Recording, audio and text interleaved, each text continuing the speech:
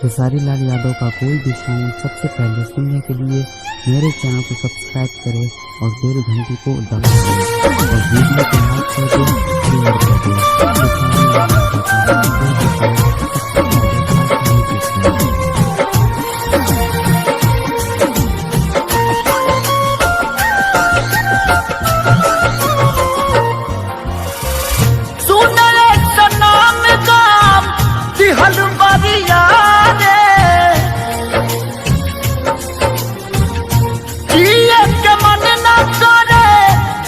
तोहरा माने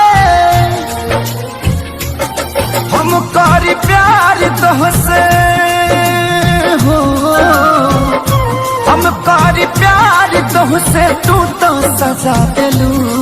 तोहर दिल हो कि चार जर कतही लगा लेलू, तोहर दिल हो कि चार जर कतही लगा लेलू।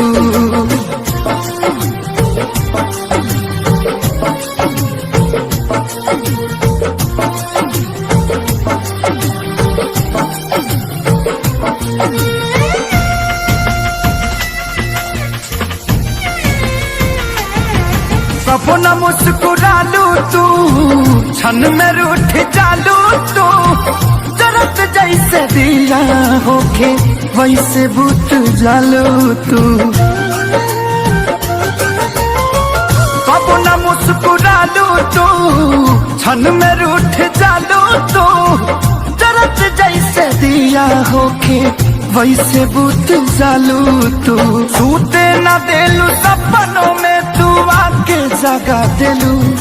तोहर दिल हो कि चार जर कतही लगा लेलू, तोहर दिल हो कि चार जर कतही लगा लेलू।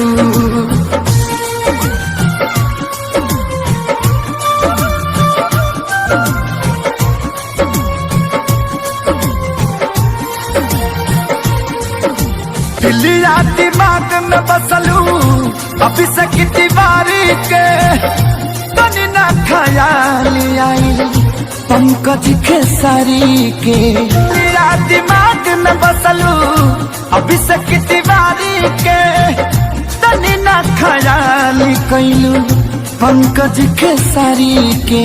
पैसा पकैलू प्यार जान हमके भगा देलू। तोहर दिल हो कि चार जर कतही लगा लेलू, तोहर दिल हो कि चार जर कतही लगा लेलू।